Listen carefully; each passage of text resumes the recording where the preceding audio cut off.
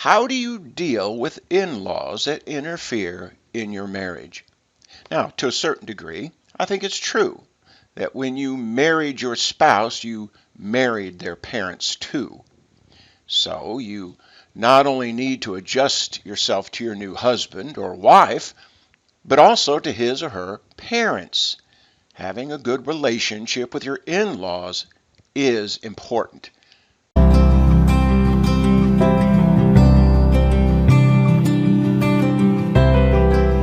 The Apostle Paul said in Romans chapter 12, verse 18, "If possible, so far as it depends upon you, be at peace with all men."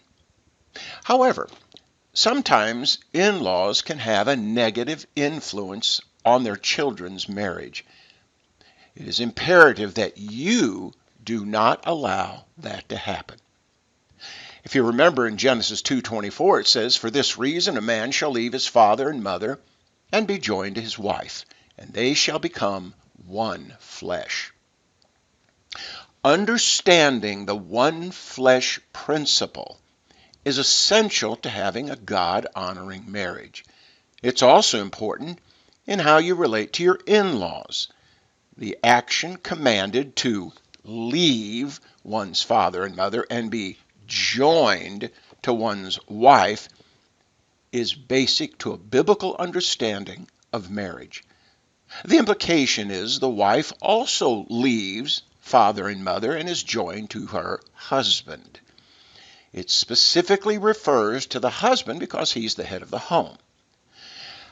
A new relationship with your spouse cannot be established until the old relationship with your parents is ended.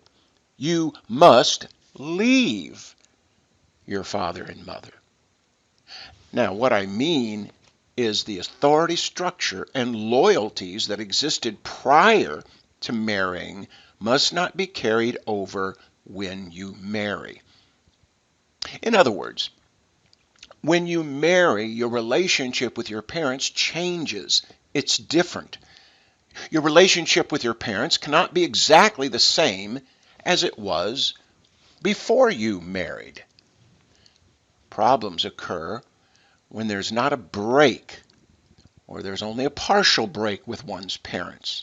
For example, when a husband depends on his father or mother to make decisions for him instead of accepting responsibility as the head of a new home. Now, that doesn't mean it's wrong if he thinks it would be helpful to ask his father and mother's advice for something. The point is, he must make his own decisions whether his father or mother agree with them or not. He is answerable to God. Now, there are situations when a parent, because they don't have a good relationship with their own spouse, look to their son or daughter for fulfillment. The result, a parent is reluctant, hesitant, and unwilling to let their son or daughter go. They have them tied to their proverbial apron strings. Not only does this have a negative effect on their child's marriage, but it also complicates whatever issues they have in their own marriage. Again, let me say, you must not allow your in-laws to do that. There has to be a clean and biblical break. If you severed ties with your parents in an unbiblical way, you need to repent of that and seek forgiveness. Now, most in-laws really don't intend to interfere and cause problems in their child's marriage, but sometimes because of thoughtless words and actions they do. Unfortunately, there are times when it is intentional. The best thing, which most are hesitant to do, is to go to their in-laws and be upfront. As Matthew 18:15 says, "Go and show them their faults." The straightforward approach is best.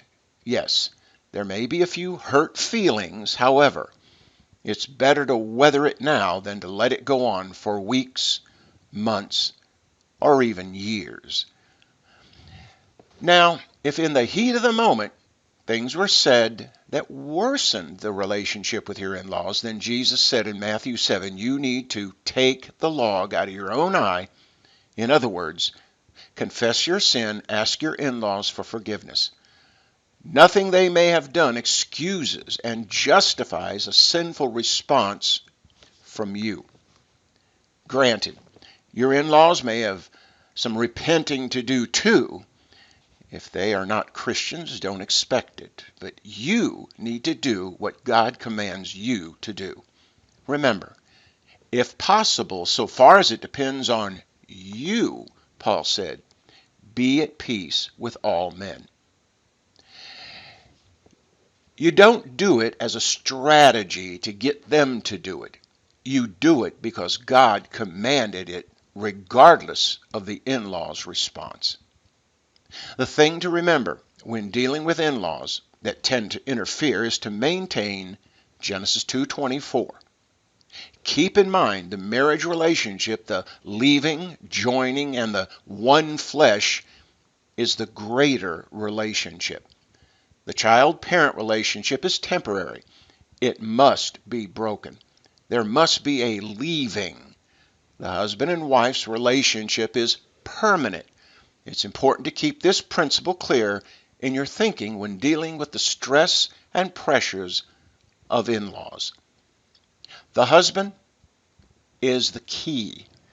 If he does what God requires in Genesis 2:24, eventually the negative and damaging influence of in-laws can be resolved. But it takes perseverance. Thanks for watching. Be sure to follow me. That really helps support my videos.